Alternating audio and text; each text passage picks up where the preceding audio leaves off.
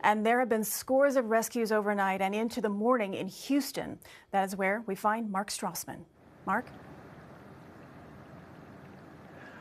Good morning, Christine. I'm standing in one example of the flash flooding that is all over the city of Houston. You can think of this city as a series of islands, areas completely surrounded by water. That's there's an on-ramp to I-10 behind me, and it's the same story in Houston all over the place. You can't get there from here. Everything is completely impassable. I think folks here are waking up to a harsh reality, which is that they see what water is here, they look at the forecast, and they realize that they are in for an extraordinary and potentially traumatic week.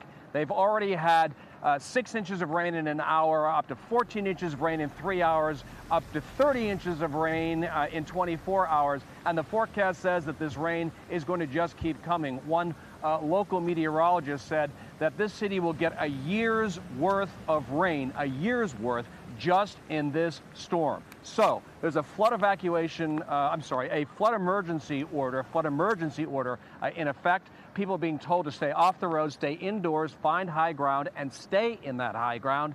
Some people have even been climbing into attics.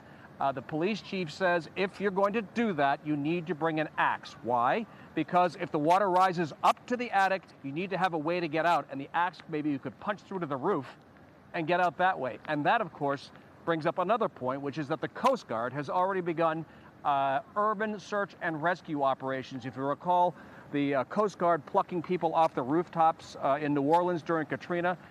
The reality is that could become the case here too if the rain keeps falling, if the waters continue to rise and people have no place to go. Christina, truly an emerging crisis here in Houston and for the surrounding areas too. To think things are going to look worse than they do now, Mark, is just absolutely devastating. Thank you for that update from Houston.